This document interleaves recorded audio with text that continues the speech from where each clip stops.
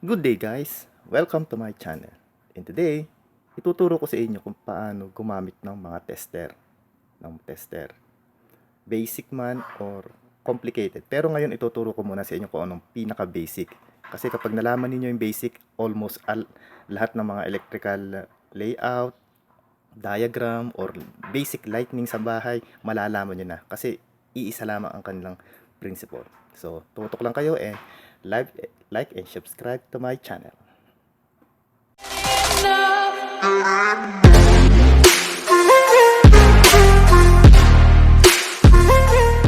And now, tuturo ko sa inyo. Ito lang pinakasimpleng tester. Pinakamura, pinakasimple at madaling matutunan sa lahat. Ito, simpleng tester. Mura lamang siya. I think nabili ko lang CDR King. Noon pa ito. Ituturo ko sa inyo kung paano basic lamang nito. Kapag nalaman na ninyo lahat, kahit yung mga yan, malalaman na ninyo lahat. Kasi ito, mas madali na lamang to. Mas madali na lamang yung mga yan. May mga automatic feature or... So guys, ito ang pinaka-basic form ng tester. Pinaka-basic ng almost ng lahat ng tester meron itong function na ito. Kasi tinatawag na ngayon ng mga tester na multi-tester. Kasi marami na siyang nagagawa. Multi-test ng kanyang nagagawa. Like voltage, current, and so many things. Ngayon, ituturo ko sa inyo na siyempre meron tayo sa mga division natin, meron tayong voltage in which DC. Pulsating DC or DC. We have a voltage na AC. May mga red nga pala kayo minsan makikita sa mga tester or sa mga iba't ibang mga tester. May mga kulay red. Ibig sabihin yan ay warning. Sabihin nasa high voltage kayo or may mga ganito kayo makikita. Ibig sabihin mga high current na inyong itetest. So, ingat lamang. Okay? So, meron tayong current, pulsating current or DC current. Ito mga basic lamang na resistor. Well, yung mga ibang tester ngayon, meron ng diode check, merong HFE or the beta or yung ating beta sa pagtetest ito ng mga amplification ng mga transistor. And sa mga ibang tester, sa mga ibang mga mas mapansin tester, meron pa sila ng mga inductor, capacitor. Well, meron pang ibang mga feature pang iba. But now, atin lamang ngayon, ipofocus lamang muna tayo sa pinaka-basic. Volt, ampere, at resistor. Okay? So guys, ito yun. Ito ang ating setup ngayon. Simple electric circuit. Kapag ninyo nalaman lamang ang simple electric circuit na to, in which meron tayong supply, meron tayong composed ng load, control device or switch, at connectors. At syempre, dapat meron din ditong protection device like fuse, circuit breaker. Pero since na ito yung low voltage lang muna tayo, pinakang protection devices natin is nasa loob na nitong power supply. Pero minsan makakita kayo ng fuse dito or naka-series lamang sa ating load or sa ating circuit. Okay? Kapag alam niyo kasi ang basic lamang ng circuit, gaya nito, basic electric circuit, malalaman ninyo kung saan ninyo dapat i-point out yung tester. Dahil once kasi na nagkamali kayo sa pagpo-point ng tester ninyo, it's either boom, sabog, sira ang fuse sa loob or papalitan ninyo, and worst come, sira talaga ang tester ninyo. Hindi na siya makapag-reading. Okay? Malalaman nyo lamang yan malalaman nyo ngayon yan. Okay? Ngayon, buhayin natin itong power supply. Okay. Ang ating power ngayon na ginagamit natin is DC. Just to run this 12 volt lamp na meron siyang 25 watts. 25 watts of power. Tingnan nga natin. 12 volts. Yeah, 25 watts of power. Okay. Just only for testing purpose lang. Like I said, Ang ating basic electric circuit is ganyan. Lahat na makikita ninyo, household, kahit sa mga complex, controller, controlling device, kahit saan, meron laging simple electric circuit na nagaganap. Kahit minsan kasi ginagawa lang nila, pinaparallel lang nila, parallel, dumadami lamang yung load or sinisiris nila just to compensate yung kanyang voltage drop. Pero yan din yun. Yan din yun. Ang isang sa mga basic na setup, ganyan lang yun. Okay? Meron tayong control device na kapag binuksan yan, iilaw. Okay? Okay? Okay? And then turn off. Ngayon, paano gamitin ang tester? Since na alam na natin ang value ng alam ba natin ang value ng kanyang voltage or hindi pa? Sige, sabihin natin hindi pa natin alam. Always lagi na kapag kayo magte-test, laging nasa higher side. Kapag hindi naka-auto ang inyong tester. Kasi ngayon meron na ngayon mga tester ngayon na meron feature auto test na eh. Auto range na tinatawag na hindi niyo kailangang mag-select ng ganyan. Pero just only for safety, laging nakaset sa maximum lagi. Okay? Kapag natin i-test ito, makikita natin yung kanyang voltage line. So, itong positive, itong negative. Red is positive, black is negative. Pag natin magte-test tayo, nakaparallel lamang siya. Gaya nito. Since nakakonect na itong wire na ito dito, ito na ang ating negative side. Itong ating negative side, and this is the positive side. Meron tayong nabasa 12, 13, 12, 13. The same lamang siya ng power. Okay? Kung saan ang power, yun. Supply. Ayan. Ngayon, paano natin malalaman bakit kung itong ilaw na ito umiilaw man o hindi?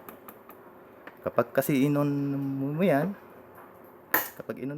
umiilaw. What if na yung ilaw na yan is busted or hindi gumagana? Testingin natin. I-open natin. So, tanggalin natin. Sabihin natin na meron pa rin diyan ilaw, which is hindi nga lamang diyan nagana. May voltage pa rin tayo sa line. Gaya nito. Pero, wala naman tayong ilaw kahit i-on mo yan. Tama? Ibig sabihin, busted lamang yung ating ilaw. So, papalitan mo lamang diyan ang ilaw. Ayun, umilaw.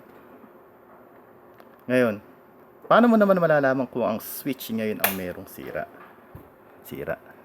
Or naka-off lamang pala ang switch.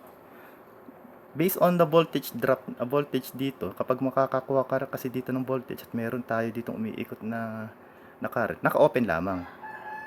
Meron tayong, since na ito naka-open, meron tayong voltage drop na makukuha dito. Kaya nito. Positive. Negative. Meron pa rin. 12 volts. Ibig sabihin, naka-open lamang to. Pero once na ito yung nag-short na ngayon, kumbaga ito ay parang isang wire na lamang eh. Kaya yung reading dito is 0. Tama? Isa pa. One way na ating naman susukatin is current. Tandaan niyo, every time na tayo ay magme-measure ng current, laging pinapalitan itong probe na ito sa current probe. Gaya nito. Kasi sa loob ng probe na ito is mayroong napakababang value ng resistor dito. Ng resistor or fuse na tinatawag. Meron tayong napakababang value ng fuse. So, ating diyan ilalagay lamang to dito. At i-measure nila diyan sa loob yung voltage, napakababang voltage drop ng makukuha nitong fuse na ito. Tsaka at the same time, i-interpret niya into a current reading. Okay? The same din. Every time na hindi natin alam kung ano ang reading niya, always put it on the higher. Higher lagi or 10 kaagad. Okay lang. 10 kaagad para just to make it safe. Kasi kapag hindi niyo ginawa yan, ang magre-reading diyan is infinity or 1. O kung depende sa inyong tester na ginagamit, depende sa account ng inyong tester. Kaya nito. Expected mo yan ay kapag ginawa mo yan ay iilaw. Na meron tayong na census value ng 1.68 sa ating supply is 1.69 yan. Yan, almost the same. Pero yung accuracy nito, sabi ko, hindi ganun kataas.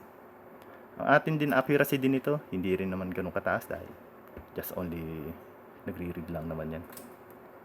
Okay? Mag-on yan. Makakakuha ka na ng value.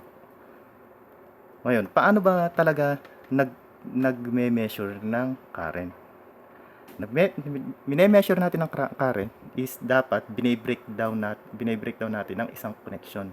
Dinidisconnect natin, inilalagay natin sa isang probe. And i-on muna natin to para alam natin na meron tayong continuity. Ganyan ang pagme-measure.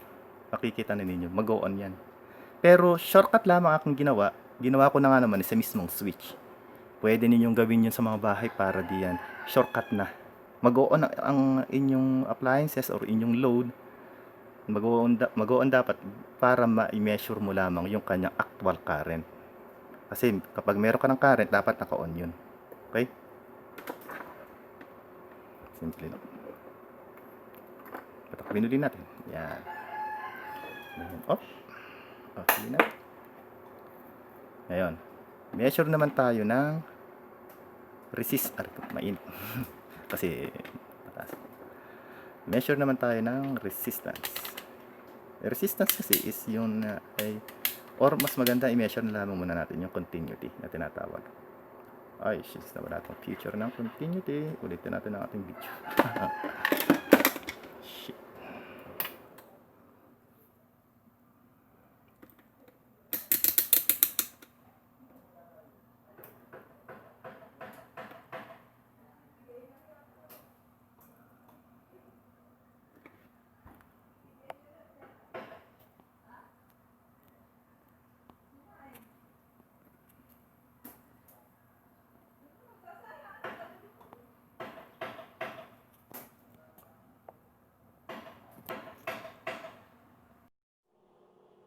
Ito guys, for your information lamang. Kasi maraming minsan nagtatanong sa akin at kung paano daw malalaman ko agad or malalaman agad nila kung yun ay AC o DC. Kasi minsan mayroong voltage pero di nila alam kung yun ay AC or DC. Saan nila ise-select kung sa AC or DC? Well, medyo mahirap nga naman kasi talaga yun minsan dahil pero kung alam mo ang inyong i-measure, syempre meron ka na agad idea. Like tandaan nyo, ang mga AC laging galing sa mga outlet. Sa mga outlet natin AC yan. Or sa mga AC, of course, AC generator. Pero kapag yan ay na-process na, na-rectified na, nagkaroon siya ng or batteries galing sa chemical, it's always DC. Kasi almost lahat ng ating appliances, lahat ng ating mga load, laging DC. Napakadalang, syempre, yung mga heating, lightning, na incandescent, at gaya nito. Actually, pwede rito ang AC dito. Pwede rito ang AC, pero kasi resistive lamang naman ito eh. Pero sa lahat ng mga kalimitan ng mga load, DC. Kahit yung ating mga ilaw na LED, lahat yun DC pa rin yun, ang tunay nun. Pero nga lang napaprocess nga lang. AC ang kanyang input, nire-rectified lamang niya sa loob. So balik tayo rito sa ating measurement. Paano natin i-measure paano natin malalaman kaagad kung yun ay AC or DC ang ating i-measure? First of all, malalaman mo yung kapag gagamit ka hindi ng tester kundi oscilloscope. Pero since nawala ngayon tayong oscilloscope at tester lamang ang ating available, ipapakita ko sa inyo kung paano. Okay? Ganito. Every time na tayo magme-measure ng ating mga voltages, mas maganda laging to be safe, laging nasa maximum. Okay? Likewise, gaya nito. Na maximum, lagi mas maganda i-AC nyo na nga naman muna. Kasi AC meron kasing rectifier yan, yan sa loob eh. Automatic. Ma automatic may ipaprocess ka agad nila, mare-rectified ka agad nila ang ating voltage nang walang problema. Okay. Maglagay ka lamang diyan. Ilagay nyo. Teka, hindi masyadong kita. Hindi masyadong kita. Ayan. Ayan. Tingnan natin. May na-measure? Meron. 17. 17. Ngayon, pero since na alam mo na ito ay DC, pero what if hindi na natin alam? May na-measure sa 17. Ngayon, ang gagawin mo, nawala. Ayun. Nawala. Ayun. 17. Ngayon, sure na ba yan? Just to make sure, baliktarin mo ang kanyang polarity. Ang iyong pagme-measure ng polarity. Kaya ito. 17 na ba talaga yan? Uy, nag-zero. Ibig sabihin, kapag nagkaganyan, ibig sabihin, yung ating voltage is AC kapag ganyan. Sa kabilang side may reading, DC. So, sa kabilang side may reading, sa kabila ay walang reading, ibig sabihin nasa AC ka. Yung nire-reading is DC. Make sure tayo. Subukan natin sa DC side. Okay, DC side. Kapag sa DC side tayo nag-measure ng ating mga DC voltage, i-measure natin ng kabila 8, negative 8. Sa kabila, tapos binaliktad natin, positive 8. Ibig sabihin tama na to. Ito'y DC ito. Pero bakit minsan may negative? Nagkakaroon kasi minsan na negative kasi mali ang ating polarity nating pagtetest. Kasi tandaan nyo, ang pagtetest ng polarity is nakaparallel lamang sa kanyang supply. Sa kanyang supply. Okay? So, ito ay DC 8 volts. Since ito ay dapat 9 volts pero ito ay medyo luma na itong battery kaya okay. Pagdating naman dito rin sa the same power supply natin, 12 volts, the same. Kahit ano pwede ilagay mo diyan. Kapag nag-negative, negative 12 ang ating reading, mali lamang ang ating polarity. Pero meron tayo na reading na voltages. Okay. Lagyan natin. 13.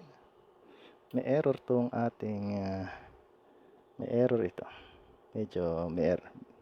Kasi hindi naman talaga lahat ng mga DC power supply eksaktong-eksakto talaga eh. Kaya kalimitan usually kailangan pa rin talaga lagi ng tester. Just to double check kung merong error yung ating display lagi ng ating power supply. Okay?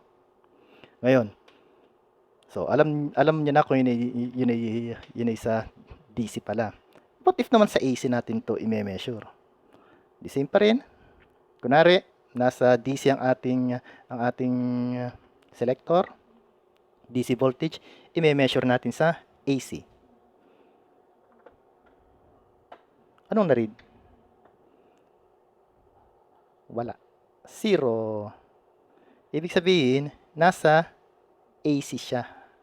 AC signal siya. Baliktarin natin.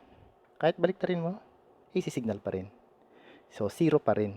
So, wala kang mariread kapag nasa DC yan. Pero meron naman siyang kuryente, alam mo. Alam mo ba na meron siyang kuryente? Ano natin? Subukan natin sa AC. Ayan, wala. Ayan, meron. So guys, alam niyo na kapag nasa DC ang ating selector tapos i-measure mo yung AC, wala siyang mariread. Pero kapag naman nasa AC tayo tapos inire-read mo ay DC, yun ay nakakabaliktad lamang ang isang 0, yung isa ay may reading. Okay? Isang 0, isa ay may reading. Kasi gawa ng isa lamang ang kanyang kumbaga sa ichinachop lamang niya into isa lamang kanyang inire-read na side eh. Tama? Ayan. Okay, guys, alam niyo na. Next.